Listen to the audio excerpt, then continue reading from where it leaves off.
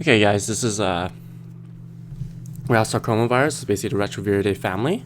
So this family of viruses, it is an envelope virus. I believe this one is it's a icosahedrovirus, but it's enveloped, so that can be shown here. I was doing like a previous recording. I messed up big time. I just kept the drawings here. So yeah, icosahedral, double-stranded. Or not double-stranded, negative ssRNA. It has a variant associated polymerase, and that is the reverse transcriptase. So remember, they're retroviruses. They use reverse transcriptase because they essentially go from not negative ssRNA, but positive ssRNA. So sorry I said negative. I meant positive ssRNA, and then they convert the genome into a double-strand DNA form, and insert that into the cell genome. Now, the reason for that is so that it can basically hide within the cell. So basically, retroviruses, such as RSV or HIV, which I'll do in another video, they obviously want to multiply, but sometimes the very multiplication they do kills them, because of our immune system. Our immune system detects a bunch of replicating viruses. It's like, all right, time to kill this virus. But if they're able to turn themselves into DNA and insert themselves into our gene, then that is a perfect counter to immune system, because then our immune system won't see any problems and it wouldn't react to any it wouldn't respond to any viral genome infection. The thing so oftentimes you'll see that these viruses, they come in full force when a person is immune deficient. In the case of HIV, it turns a person immune deficient. That's when they just go ham on everything. So I keep getting a bunch of these texts. Okay, so here is the virion. Adsorption, so again, just basically it freaking attaches to the dang thing. Now, the excuse me.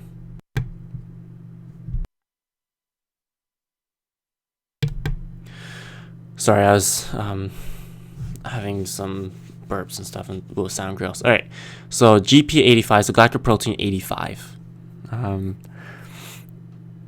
That is its surface protein. And then its transmembrane protein is GP37. So something from a review session that Dr. Sanger pointed out is any retrovirus, if they give you two glycoproteins and you don't know which glycoprotein surface and which one is transmembrane, just remember that the bigger the two is the surface and the smaller two is the transmembrane. So here we see the surface glycoprotein 85 attaching to this receptor.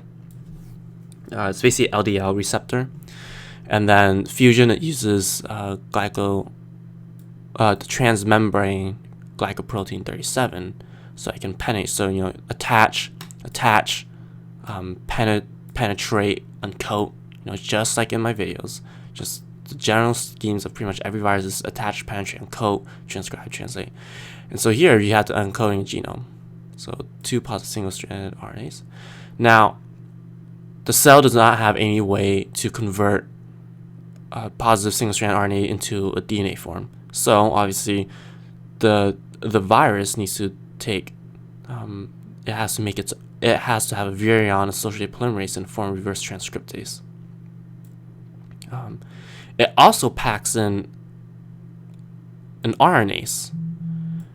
So I hope to do another video to go over in detail of how you make the double-strand DNA.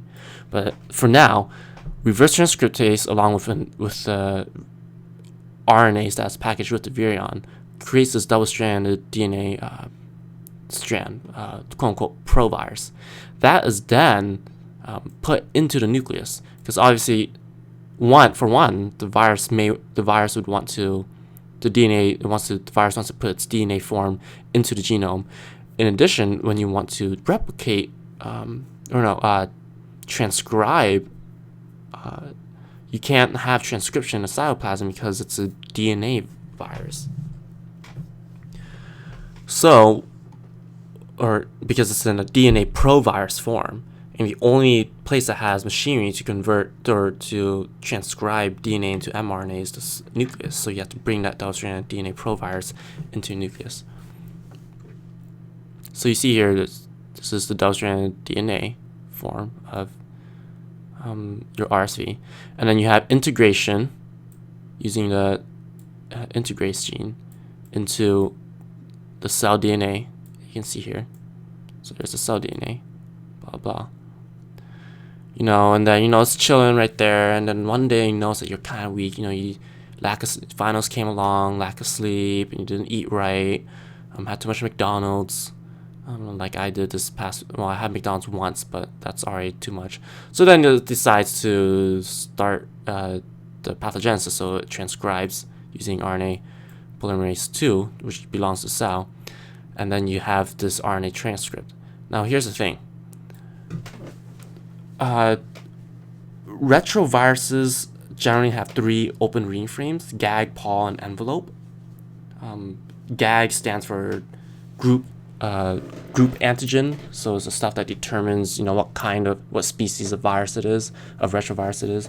PAL stands for polymerase, so that's the polymerase proteins are encoded by that. The envelope codes for the glycoproteins. Sometimes you can have an oncogene. In the case of Rous sarcoma virus, it's the VSARC gene.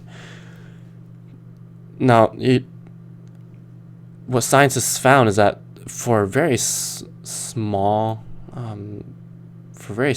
virus, essentially, like its genome is about 9,000 base pairs, it's still, or 5,000. Basically, they're splicing. They're splicing. It's like about 9,000. They're splicing. Also, because DNA, since it takes its DNA form, it just goes through splicing. So you have splicing, and then that gets transported out. So here you have. Here's your. Retroviruses they have some genes. Its GAG gene is just, when it's transcribing its GAG and its PAL genes, it does it via a full-length transcript, so there's no splicing involved. Other times, when it needs the envelope genes, then it will have that splicing, or if it needs its oncogene expressed, then it will have the splicing, the respective splicing for that. So you can see here, there's one version of the mRNA where it's a full-length transcript. And if you read the full-length transcript normally, then you get the precursor GAG, essentially just GAG protein. So in order to make GAG protein, you just translate a full mRNA. If you want to make the polymerase gene, though, here's the thing: the polymerase gene, when you make it will be read off of the same transcript as the GAG one, as in a full-length transcript, but you will have a frame shift, meaning that the ribosome, when it gets to the this is covered in one lecture video, so I'll try and make this quick. Essentially, the ribosome is reading along the GAG genes, and then it reaches the stop codon, and it misreads the stop codon. That misread allows the virus to get a frame shift on the reading frame to make the PAL gene, the polymerase gene. So then this frame shift leads to that. You also have the envelope. Splice the mRNA that goes through envelope and goes here, so forth, yada. So all these together, GAG, PAL, envelope, they comprise all the viral proteins. And then you have your oncogene, which is transcribed, which is transcribed from the splice mRNA that is for the oncogene, and that gets translated and basically messes stuff up, tells the cell to keep growing, dividing, so that it can make more and more protein, DNA, or genome for a virus, yada yada. This genomic ssRNA, that is basically, you're making the full-length transcript specifically So here's the thing: the full-length transcript, yes, it codes for GAG and codes for the for Paul, but it also serves as the full-length genome for a virus. So this gets reused as a genome plus proteins, viral proteins. You get particle assembly, maturation release. So that is rat sarcoma virus. Let's move on to HIV.